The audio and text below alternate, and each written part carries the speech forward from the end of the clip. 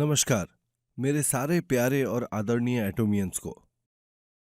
आज हम एक और Q&A सेशन करने वाले हैं ड्रीमी प्रेसिडेंट पार्क के साथ।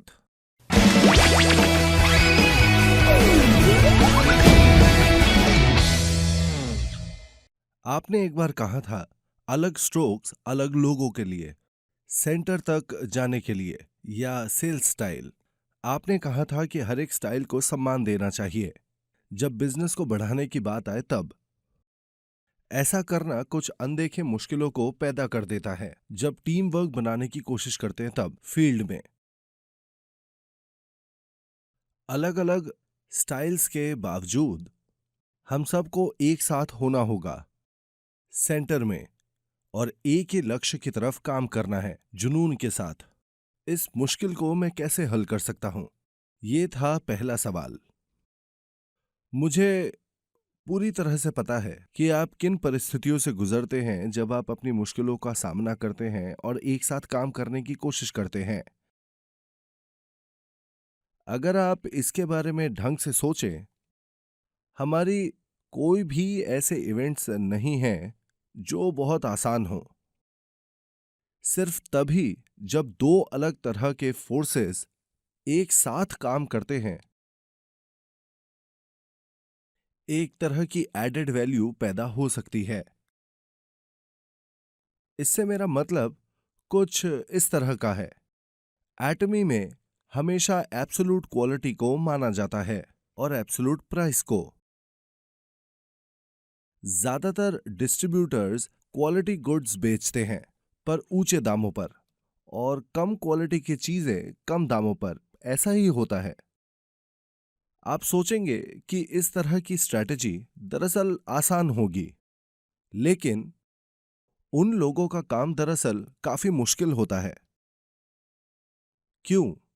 क्योंकि इस तरह के काम काफी सारे लोग कर रहे हैं, तो उस जगह पर कंपटीशन बहुत ज्यादा है। पर उसी वक्त हमने चुना कि हम एक अनजानी जगह की तरफ बढ़ेंगे। ये बिल्कुल आसान रास्ता नहीं है और इसमें कड़ी मेहनत की जरूरत पड़ती है। इसके बावजूद एक बार चुनने के बाद ये रास्ता सफलता की ओर ले जाएगा। एक ऑर्गेनाइजेशन को आगे बढ़ाने के दो रास्ते हैं। एक ऑर्गेनाइजेशन को आगे बढ़ाना ऑर्डरली फैशन में एक सैनिकों के ग्रुप की तरह। मजबूत को रखना और कमजोर को हटा देना मुश्किल नहीं है। ये दरअसल काफी आसान है और काफी लोग ये तरीका जरूर चुनते हैं। एक और लीड करने का तरीका है लाजे फेयर। ये ज्यादातर कोई ऑर्डर को फॉलो नहीं करते हैं और वो अपने मेंबर्स को जो चाहे वो करने देते हैं, और ये तरीका भी काफी लोग अपनाते हैं और ये भी काफी ज्यादा मुश्किल नहीं है। लेकिन मेरी नजर से ये दोनों तरीके ही एक तरह की मुश्किल पैदा करते हैं। तो आपको क्या करना चाहिए? लोग हर तरह के ही होते हैं। वो जैसे हैं उसकी आपको इज्जत करनी चाहिए, तब भी जब आप ग्रुप के कॉमन ग्राउंड को देख रहे हों, और उसे एक ऑर्डरली स्ट्रक्चर्ड बॉडी में मिला दे। इस फाइन ट्यूनिंग प्रोसेस को सूझबूझ चाहिए होती है और ये आपको एक एडेड वैल्यू देगी। मैं ज्यादातर लोगों को देखता हूं कि आसान रास्ता चुनते हैं और ज्यादा मुश्किल रास्ते पर जाने के लिए डरते हैं। मैं आपको बताता हूं आसान क्या है। एकदम स्पष्ट तरीके से अपने नियमों को बनाएं। अपने फॉलोअर्स को बताइए कि जो ध्यान दे रहा है वो रहेगा, जो ऐसा नहीं करेंगे वो नहीं रहेंगे। बहुत आसान है। ये अपने मन में जो है वो करिए वाला मेथड एक और बिना एफर्ट के तरीका है अपने ऑर्गेनाइजेशन को चलाने का।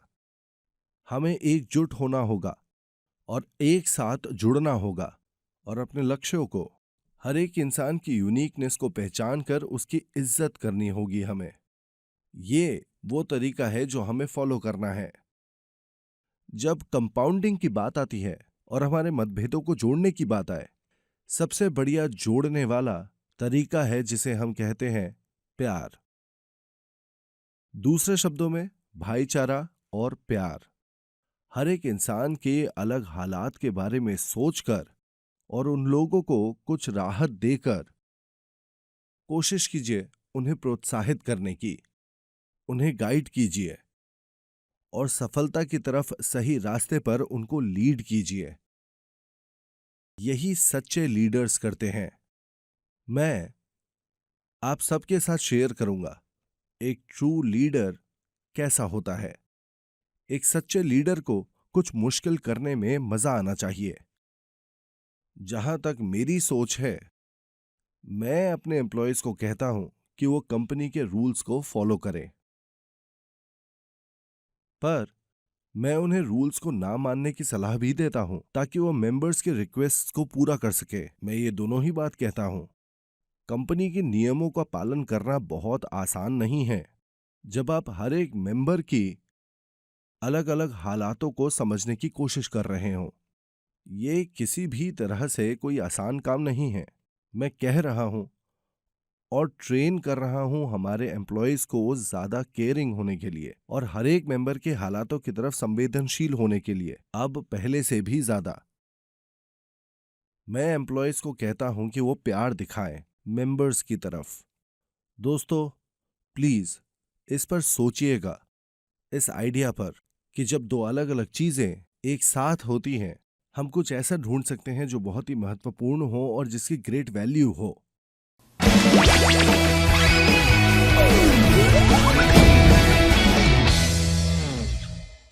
दूसरा सवाल, मैं super synergy of United heart कैसे इंट्रोड्यूस कर सकता हूं और उन कॉन्ट्रैक्टर्स के साथ कैसे आगे बढ़ सकता हूं जो सिर्फ छोटे लेग्स के बारे में सोचते हैं।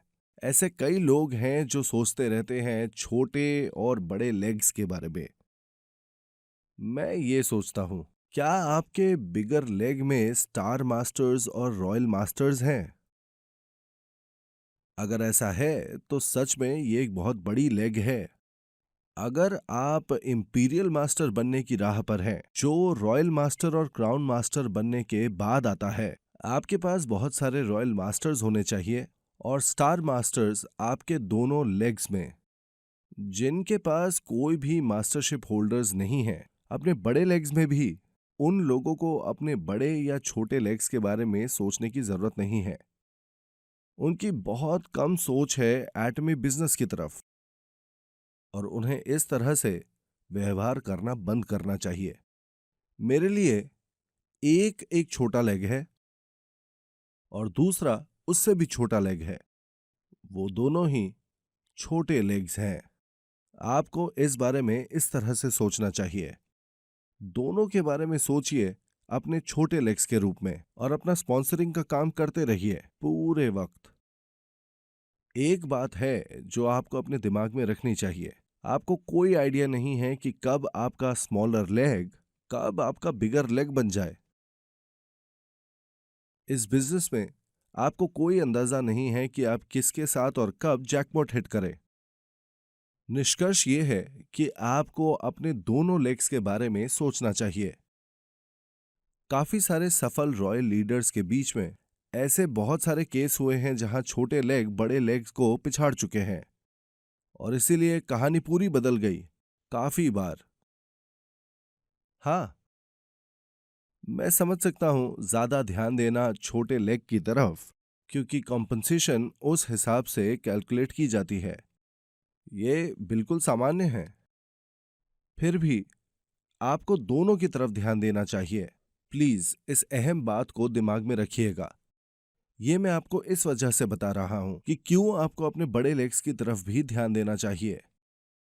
बाद में जब आपके दोनों लेग्स बड़े हो जाते हैं और आप एक सफल लीडर बन जाते हैं जिसको बहुत बढ़िया कंपनसेशन मिलता है, जब आप बहुत पैसा कमाते हैं, अगर आपके पार्टनर्स आपकी इज्जत नहीं करेंगे, आपकी सफलता असल में सिर्फ आधी ही सफलता है।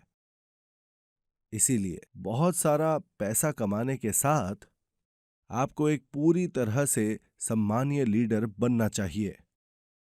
जब आपके दोनों लेग्स छोटे होंगे, आपको अपने बड़े लेग को कभी नजरअंदाज नहीं करना चाहिए। आपके दोनों छोटे लेग और सबसे छोटे लेग दोनों का ही अच्छे से ध्यान रखना चाहिए। ठीक है?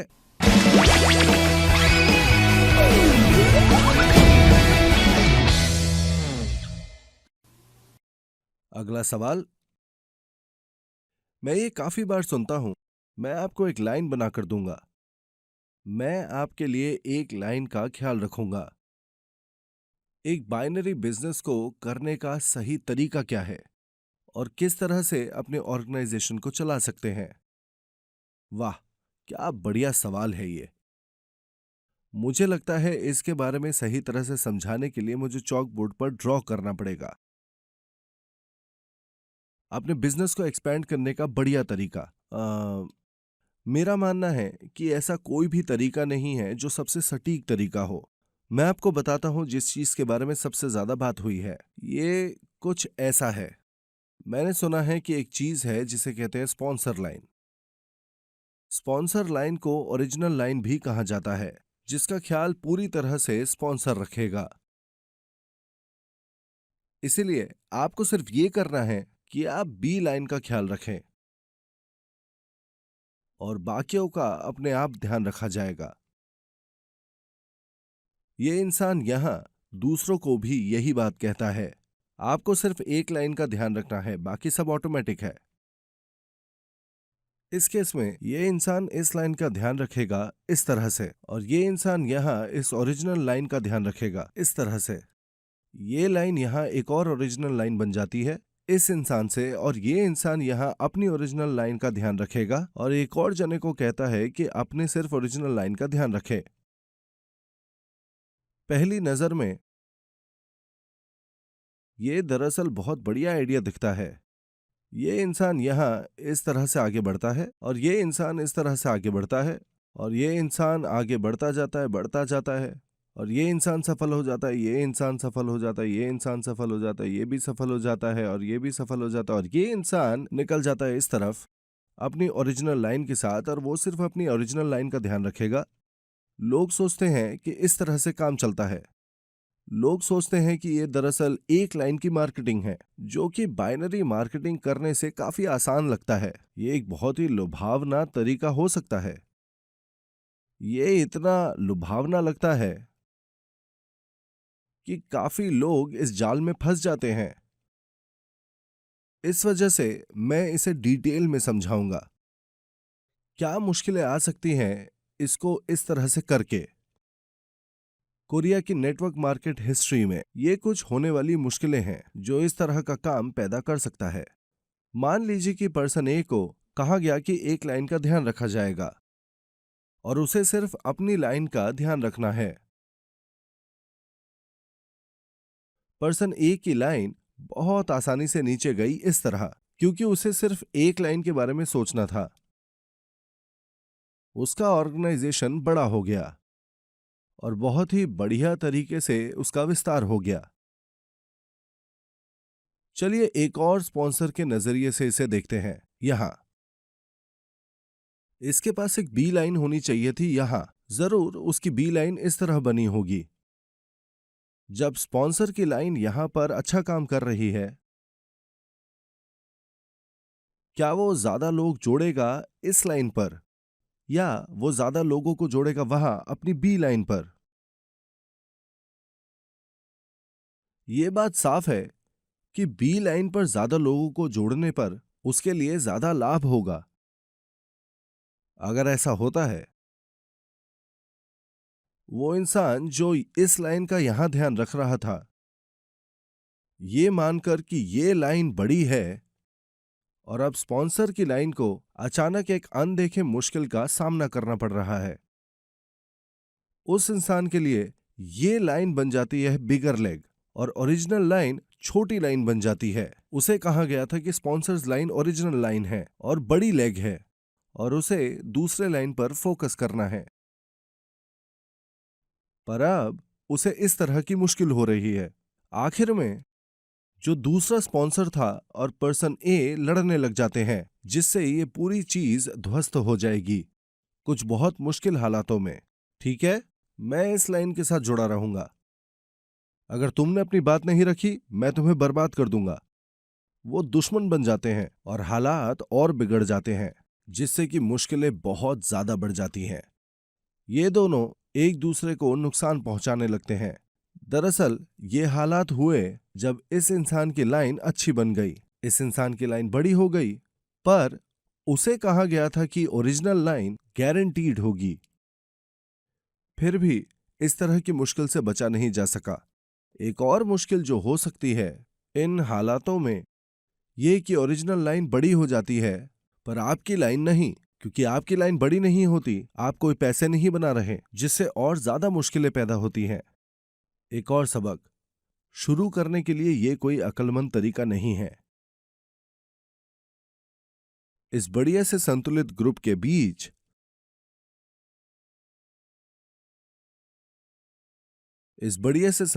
के बीच और ये यहां पर उल्टी हुई ग्रुप,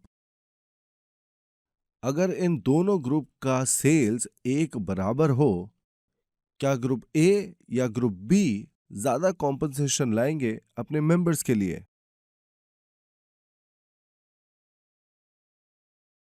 ग्रुप ए के मेंबर्स या ग्रुप बी के मेंबर्स? साफ तौर पर ग्रुप बी के मेंबर्स। और मैं आपको बताता हूं क्यों। इस इंसान को कोई कंपनसेशन नहीं मिलता, इसको कोई कंपनसेशन नहीं मिलता, इसको भी नहीं। यहाँ पे बहुत सारे लोग हैं जिनको कोई कंपनसेशन नहीं मिलता, पर उसी समय इस इंसान को कंपनसेशन मिलता है, इसको भी, और इसी तरह आगे भी। और इस तरह से बहुत सारे लोग हैं जिनको कंपनसेशन मिलता है। इस ग्रुप में कुल लोग जिनको कंपनसेशन मिलता है वो ज्यादा है, तो ये बढ़ सकते हैं एक साथ मिलकर और दूर तक एक दूसरे को संभाल सकते हैं। ठीक उसी वक्त ये ऑर्गेनाइजेशन समय के साथ आगे नहीं बढ़ पाएगी, क्योंकि मेंबर्स को अपनी मेहनत का कुछ नहीं मिलेगा। जैसा कि आप देख सकते हैं, इस तरह से बिजनेस करना बिल्कुल ही व्यर्थ है और सिर्फ एक लाइन पर निर्भर करना मेन लाइन के तौर पर बहुत ज्यादा फलदायक नहीं है। इसके बजाय जब एक स्पॉन्सर और एक पार्टनर एक दूसरे के साथ मिलकर मेहनत करके एक संतुलित ऑर्गेनाइजेशन बनाते हैं, काम बहुत ही आसानी से होता रहेगा। एक और ध्यान देने वाली चीज, इन हालातों में याद रखने के लिए, कुछ लोग ऐसे जरूर हैं जिनको महसूस होता है कि उन्हें भरना होगा इन खाली जगहों को और लाइनों को जोड़ना होगा ताकि ये एक कंप्लीट मैट्रिक्स की तरह दिखे। ये एक और बहुत सामान्य तरीका है इस सब को बिगाड़ने का। दूसरे शब्दों में, आप फ्रेम करेंगे अपने स्ट्रक्चर को एक तरह से और हर स्पॉट को नंबर देंगे 1 2 3 4 5 6 और 7। स्पॉन्सर नए लोगों को उनकी जगहों के हिसाब से अपनी सही जगह पर रखते रहेंगे। ये एक और बिल्कुल बेवकूफी भरा तरीका है बिजनेस करने का। ये बिल्कुल भी स्मार्ट नहीं है। हाँ, और ये आखिरकार जरूर फेल होगा। आप एक बैलेंस तरीके से अपने ऑर्गेनाइजेशन को बड़ा करना चाहेंगे, एक पेड़ की तरह जिसकी टहनियां बाहर की तरफ बढ़ती हैं। आपको इसे नेचुरल तरीके से बढ़ने देना चाहिए। हर एक लाइन को भरने की जल्दबाजी मत कीजिए या इसे एक परफेक्ट मैट्रिक्स बनाने की कोशिश मत कीजिए। इसकी कोई जरूरत नहीं है। इन दोनों में से कोई भी तरीका प्रभावशाली नहीं है। अपने ऑर्गेनाइजेशन को बढ़ाने के लिए आपके पास 2 लोअर मास्टर्स होने चाहिए आपके दोनों लेग्स पर। यह दरअसल बहुत स्मार्ट तरीका है काम करने का। उदाहरण के लिए, डायमंड मास्टर बनने के रास्ते पर आपके पास एक सेल्स मास्टर होना चाहिए यहां और एक और सेल्स मास्टर यहां। इस तरह आपके पास 2 सेल्स मास्टर्स होने चाहिए हर एक लेग में। यहां पर 2 सेल्स मास्टर्स लगाने की वजह से और वहां पर 2 सेल्स मास्टर्स लगाने की वजह से इस चीज का डर रहता है कि दोनों में से कोई एक निकल जाएगा। इसीलिए आपका लक्ष्य होना चाहिए यहां पर सबका अच्छे से ख्याल रखना। यहां पर जितने ज्यादा मास्टरशिप होल्डर्स होंगे उतना अच्छा है। यहां दरअसल आपको ऐसा करना चाहिए, 4 ऐसे अच्छे होने वाले लीडर्स को ढूंढिए अपने हर एक लाइन में और एक तरीका ढूंढे एक साथ सफलता हासिल करने का, और इस तरह से टीम वर्क को डेवलप कीजिए। इस लाइन के लिए भी यही बात है। जब ये सही तरीके से नीचे जा रहा है, आपको कोई यहां मिलेगा और आपको कोई यहां पर मिलेगा, जिससे कि आप अच्छी सी टीम बना सके। आपको एक दूसरे की तरफ एक अच्छी समझ होनी चाहिए ताकि आप सब एक ही रास्ते से चलकर अपने लक्ष्यों को प्राप्त कर सके। इसका मतलब नहीं है कि आप बेफिक्र रहें और इन लोगों को यहाँ फेंक दें। मैं ये बिल्कुल नहीं कह रहा। इस इंसान के अच्छा करने के लिए इसकी ये लाइन बहुत बढ़िया से यहाँ नीचे जानी चाहिए और वो लाइन वहां उसको भी नीचे जाना चाहिए। मैं आपसे एक प्रश्न पूछना चाहता हूं कि आप क्या करेंगे कि ताकि ये इंसान यहाँ और ये इंसान यहाँ सफल हो सके। आपको देखना होगा पूरे नेटवर्क को सूझबूझ के साथ इसको ढंग से चलाने के लिए। लेकिन एक बार जब आपकी ऑर्गेनाइजेशन चल रही है, चीजें आपके लिए काफी कठिन हो सकती हैं। इस वक्त एटमी का सक्सेस सिस्टम काम आता है। आप सब कुछ खुद ही नहीं कर सकते हैं, तो आपको इस्तेमाल करना चाहिए हमारा सिस्टम सक्सेस एकेडमी के साथ एक दिवसीय सेमिनार्स या सेंटर मीटिंग्स जो हर दिन होती है। आप उनको उस सेमिनार में ले जा सकते हैं जिसके लिए वो सफल हो पाएंगे आपके लिए। बात सही है ना? Q&A ड्रीमी हानगिल पार्क के साथ। मैं उम्मीद करता हूं कि फिर से आपको कुछ फायदा हुआ हो। अब सिर्फ 1 महीना रह गया है। वक्त सच में उड़ जाता है। उम्मीद है आपका क्वार्टर अच्छा जाएगा और नई एनर्जी के साथ आइए नए साल में दोबारा मिलेंगे। और ये था